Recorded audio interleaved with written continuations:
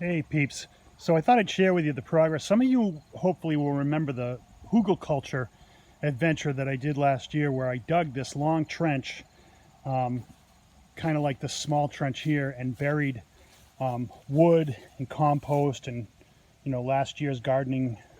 And then so I had a long trench that went all the way across the front of my yard, and then after I did it, I researched further and discovered that you're supposed to do it so that the trench is the long side facing east and the other long side facing west, and I have it facing south and north. So my solution, and my wife came out and said, "What are you doing now?"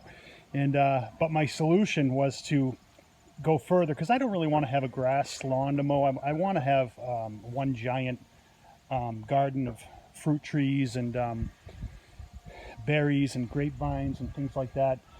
It's going to be, a long process, and hopefully by the time I die, somebody will get to come in and, and reap the benefits of all my hard work. But I enjoy it. So that's going to be, I'm going to put another trench right here, use the soil from that to bury that, and hopefully have about a dozen or a half dozen trenches along the front.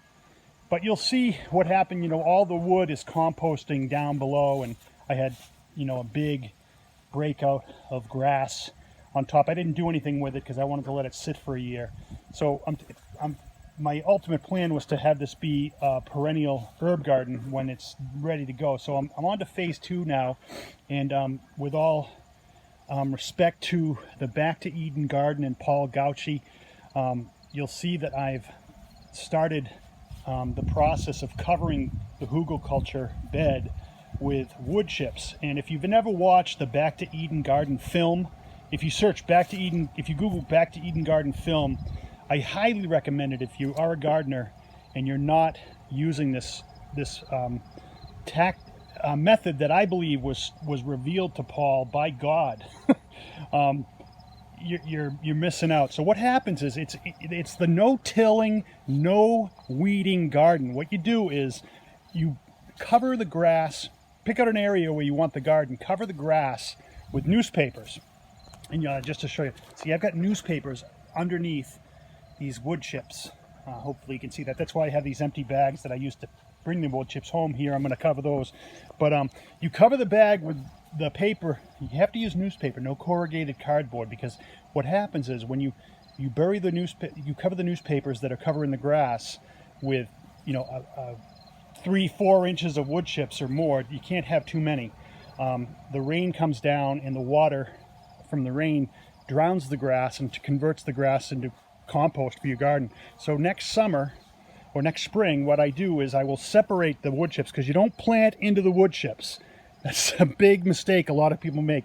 You separate the wood chips and you plant into the soil, and when your sprouts come up, you push the wood chips back around the plant, and what happens is phenomenal, because you don't need to water that garden anymore. The wood chips provide a cover over the soil and hold moisture from rain for all summer long. You never have to water your garden if you maintain a good 2-3 inches of wood chips on top, and over time those wood chips compost, and you're bathing your garden with a compost tea. It's remarkable when you watch the video Back to Eden film and see what Paul's got going on there. It's remarkable. So hope you enjoyed this. Like and subscribe if you like.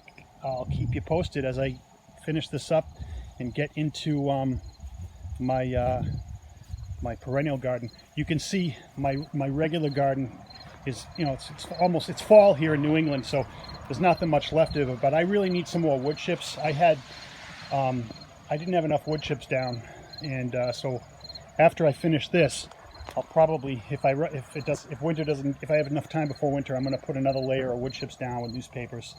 But it is back-breaking work, and I'm 51 years old, and if you can get somebody to dump the wood chips off at your house, that would be phenomenal. There's a local tree farmer in town here, and I've asked him multiple times to, drop his chips here. I even offered to pay him, but so far he hasn't showed up. But luckily, I work at a place in Nashua right behind it, is just a gigantic pile of these chips and from the tree service there. And I asked the owner if I could help myself. He said absolutely. So I buy these lawn bags at the grocery store, and I fill them up as full as I can and still lift them.